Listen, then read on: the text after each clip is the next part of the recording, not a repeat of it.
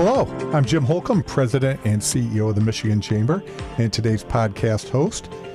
As a state with the beloved nickname, the Great Lakes State, water is definitely part of our DNA. Water usage and management practices are at the heart of the issue we're going to be talking about today, and we'll be taking a closer look with three very great guests. The first one is Emily Finnell. She's a Great Lakes Senior Advisor and Strategist in the Michigan Department of Environment, Great Lakes, and Energy. Ron Burke, President and CEO of the Alliance for Water Efficiency, and the Michigan Chamber's very own Mike Alaimo. He's the Director of our Environmental and Energy Affairs. Welcome to all three of you. Thanks so much. Thanks for having us. Thank you. Well, let's start. I think it may be helpful to start with a little background for our listeners, and especially from our experts. Emily, if we could start with you, give us a little bit of your background. The Office of the Great Lakes, I believe it's held within the Great Lakes Energy, or EAGLE as we call it here in Michigan, that department. Can you give us a snapshot of your role in the work you do? Sure. Thanks, Jim. So I lead the Office of the Great Lakes, which is within EAGLE, and our office has actually been around for almost 40 years.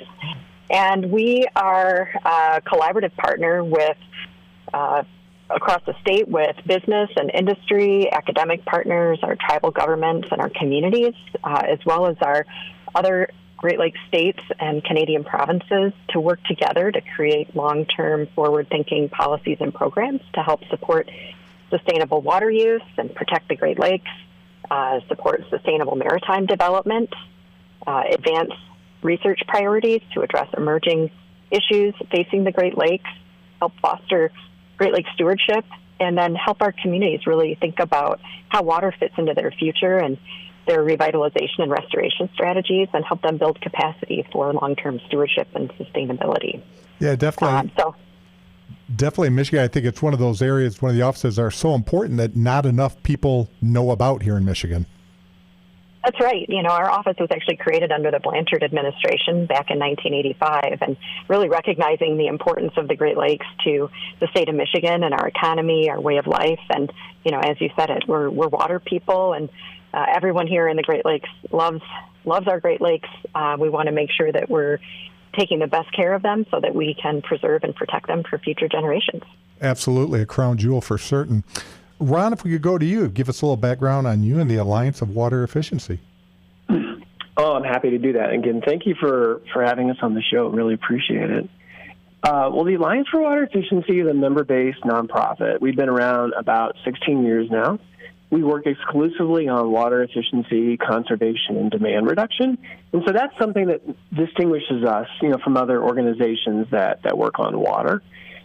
We provide tools like cutting-edge research, collaborative networking, and other resources for water efficiency professionals. So, for example, we have a water conservation tracking tool that a number of water utilities use to manage and evaluate their water conservation programs. We also advocate for funding and policies and programs that advance water efficiency. So, for example, we helped secure some additional funding in the recently passed infrastructure bill, federal infrastructure bill for water efficiency. And we have over 500 organizational members across North America, United States, and Canada. This includes water utilities, businesses and industries, nonprofits, government agencies, and so forth. And that organizational diversity of our members really creates a uniquely comprehensive perspective that informs our work.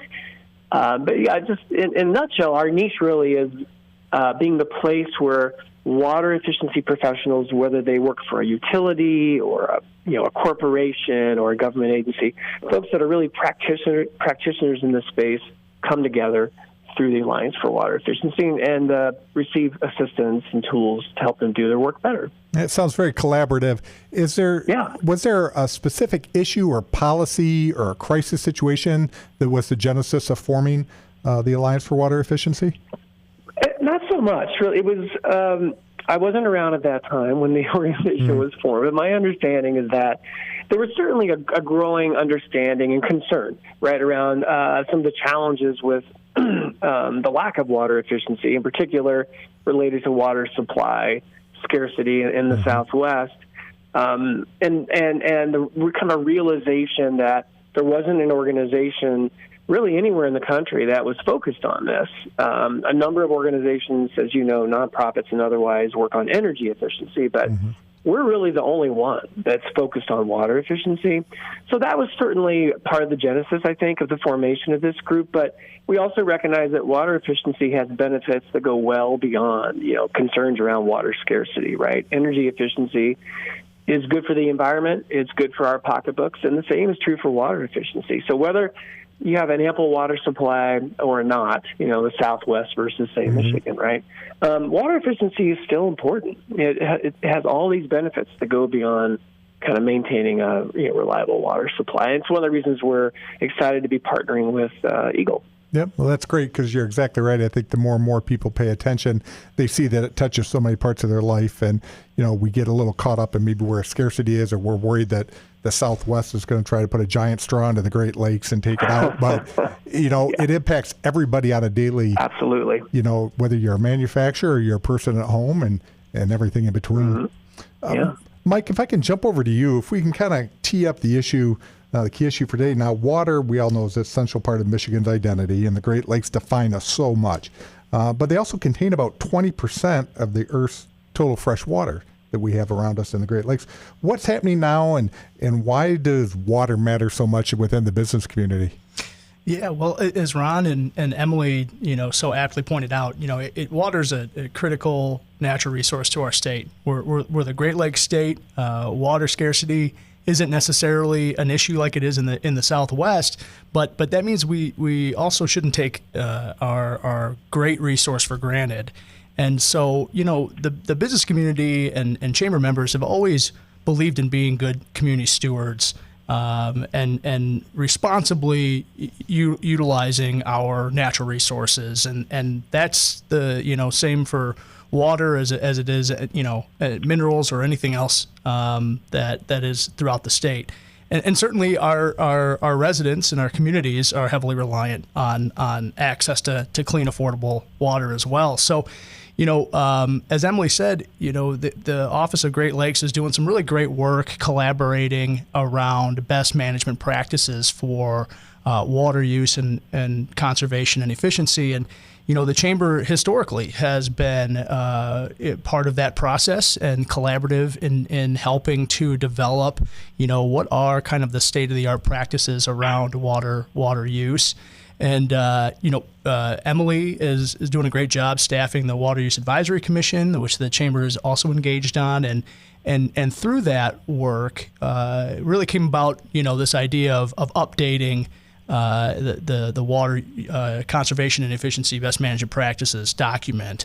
And so that really involves, connecting with our business community to understand what some of the technologies or practices or protocols they're utilizing to make more efficient use of water.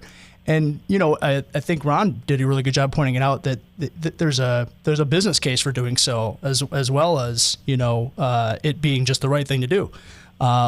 Certainly water. When we're talking about a utility, we're usually talking about the grid, and we're talking about gas or electricity, but water is a fundamental utility as well. And so businesses can benefit by looking at ways to reduce their water use where they're able. And this can help, lower their, bottom line, which is a good thing as well. Yeah, Emily, if we can drill down a little bit, Mike just alluded to the fact there's an effort underway to enhance Michigan's water use and water conservation efficiency program, ensuring that we're acting responsibly. Can you tell us a little bit more about the efforts and where we are in the process? Sure. So. We are a member of the Great Lakes Water Resource Agreement and Great Lakes Compact. The compact is an interstate agreement amongst the 8 Great Lakes states to sustainably manage water use, and ratified by Congress. That was back in the early 2000s. And the agreement also incorporates the 2 Canadian provinces. So as part of our commitments and our obligations under the agreement and the compact, each jurisdiction was required to regulate large quantity water withdrawals and also to establish a water conservation efficiency program. So Michigan established its program back in 2008. And at that time, as Mike mentioned, each of the major water sectors put together their voluntary best management practices for water conservation efficiency. And, we don't have any requirements for sectors to take a look at those and see if there's been any changes or updates and improvements over the years. But it's something that we have been talking about as part of a statewide stakeholder group that Mike mentioned, the Water Use Advisory Council. I co-chair a committee focused on water conservation efficiency, and we've been talking about, really taking a look at where have those innovations and technological advancements happened that have maybe changed or improved our water conservation best practices across our water sectors. Some of our water sectors, like agriculture, do an annual review process of their best management practices, so that's already well established. But there are some other sectors, like our drinking water utilities, as well as the business and industry sectors, that don't necessarily have an established process. So through the council and through my office, we're co-funding a project that we funded through Alliance for Water Efficiency to take a look at Michigan's business and all of the processes for different sectors, to take a look at those best practices, but specifically kind of drill down in the business and industry sectors to see where have there been some innovations and technological advancements that have happened, especially with a lot of energy efficiency improvements and just investments in infrastructure. We think that there has been a lot of innovation, and we are probably using more water conservation efficiency practices than maybe what we even envisioned back in 2008.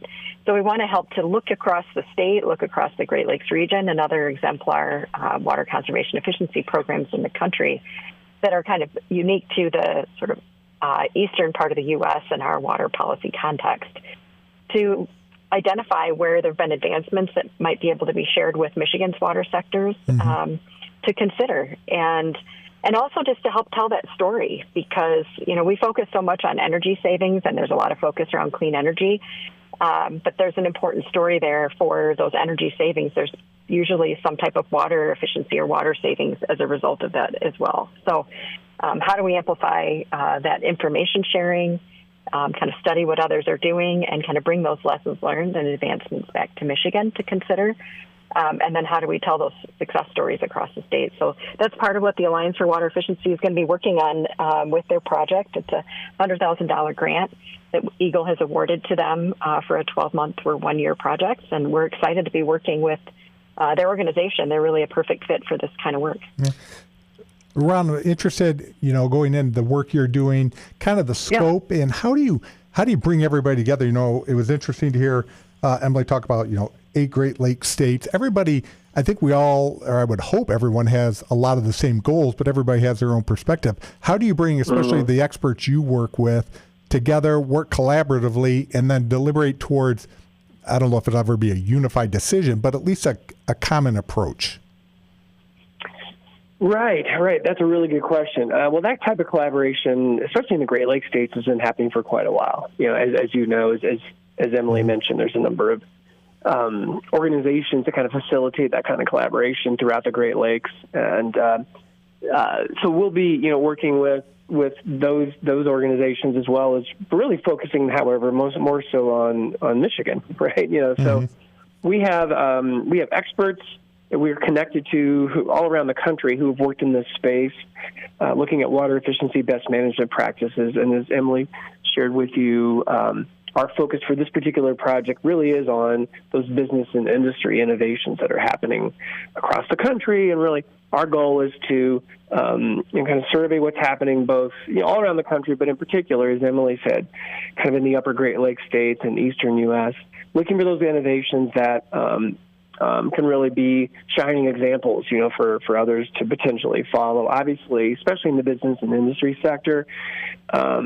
things are somewhat bespoke, right? I know every facility is a little different, and so we get that. But there can be lessons learned, and we're really looking forward to partnering with you in the chamber to help connect with businesses and industries throughout Michigan that have undoubtedly been innovating in this space, right, for some time. And we're really looking forward to capturing some of those stories and examples from throughout the state to help again, shine a light on what's happening. And getting back to something that, Mike mentioned earlier, this importance of water efficiency, even in a state like Michigan that has ample water supplies.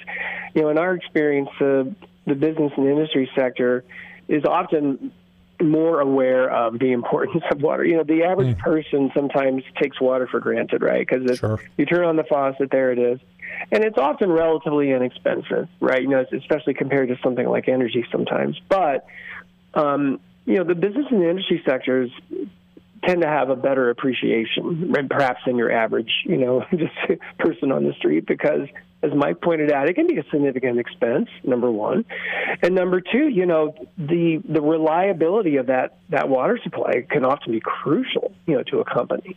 And so we're excited to really partner with you all to tap into some of those good examples and really help the B&I sector in Michigan, continue to thrive and really find ways to leverage water efficiency to benefit the state as a whole, but also, the company's bottom lines. Yeah.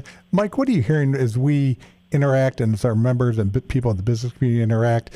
As Ron was just saying, everyone knows it's so important, but how do they view these efforts? I think the thing I love the most that I'm hearing around the way you and Emily talk is I think we get the best policy decisions and the best strategies when people listen. And it sounds like you start from a position of listening and then educating and then collaborating, and it's building in a positive nature. It's not coming in saying, we're going in this way and here's the rules and regulations and off we go. It's really is that collaborative approach. Yeah, absolutely. Yeah, no, I totally agree. And Emily said something that I want to circle back to around this effort, and that's really about this being an opportunity to tell our story. No shot at Emily at all, but sometimes when businesses think of Eagle, they think of rules and restrictions and regulations. This is more about telling the Michigan side of the water use story, and the spirit of the Great Lakes Agreement and Compact is really along the lines of sometimes the best defense is a good offense, and we want to make sure that we preserve our right to the Great Lakes Basin. But in order to do that, we can't take things for granted. We have to show that we are leading the charge on best management practices and use. To say that we as a state, we as a region, are being good stewards and managing this critical resource in a responsible way. And so I think this is all about that effort, bringing businesses together to understand, amongst themselves, but looking maybe across industry sectors as well about what are some of the cutting edge technologies and practices out there to do so. And, as Emily pointed out, agriculture is not a focus of this because you have another kind of process for agriculture industry. That being said, they're really leading the charge, and some of the technologies they're utilizing, I think, do resonate with other industry sectors, and so we're really looking forward to this broad collaboration and conversation that we're going to have between Eagle, AW, and Michigan Chamber businesses to kind of bring forth this information to light on a document. Mike, I got to be thinking too that technology is just changing so rapidly that the best practices are changing rapidly too. There's got to be a way to share that so people can stay up to date. And absolutely. And again, we've been supportive of funding for better monitoring and data around our aquifers in the state, and that's really because we want data-driven conversations to take place in this arena, and you just don't know until you evaluate and explore what our resources look like and the dynamic nature of our aquifers and all of those important factors of it. This is doing that on the business case side of things. And so I do think that we're going to have a lot of business members supportive of having this conversation. Yeah, no, absolutely. I think data, sound science, when you operate in that from that perspective, the public and people who are impacted are much more likely to give it credibility and move on. We're getting close to the end of time, but I wanted to touch base with Ron and Emily on one final question for each of you, and Emily, we'll start with you. How can the business community get engaged and be good partners? I think transparency is always so important. And like I said, I appreciate the perspective of listening and collaborating. How can people, our members in the greater business community, be engaged and be supportive? That's a great question. So that's, why we brought Ron and his team on as part of his project. The engagement strategy is really to be very collaborative, like you said, and really listening. I think for our office, that's the way we work with all of our projects and our policies that we're working on, is listen first, bring everybody together, be very reflective, and then work together to find that common ground and those common goals and priorities moving forward.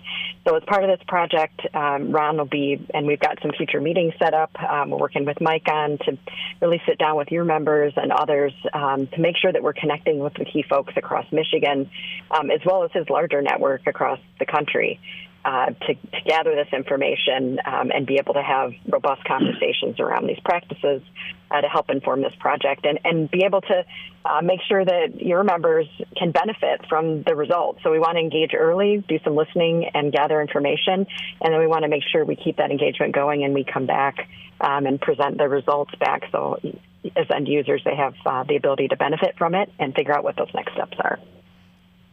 Mm-hmm. Ron, how about you? Anything to add there, how the business community can be good partners and be engaged? Absolutely. I'll just say real quickly, the state of Michigan hasn't taken a real comprehensive look at these BNI water efficiency BMPs since 2008. And undoubtedly things have changed and evolved and really innovated in that space. So we're excited about documenting some of those stories. And if folks who are listening today have some stories to share or just more generally interested in learning more or perhaps want to participate in this project, they can email Amanda at A4, WE.org. That's Amanda at A4WE.org. Just shoot us an email. And then also we're going to be meeting with your E&E committee, I think, in August.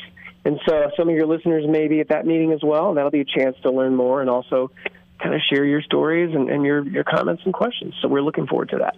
Great. Well, thank you so much. As always, these time always goes so fast with good conversations, but a very special thanks to Emily, Ron, and Mike, and to all of you for listening. Tune in to our next episode. Subscribe and like our podcast for easy notifications. And until then, we encourage all of you to engage in this conversation and how we can all protect the Great Lakes so we can all enjoy them for decades to come.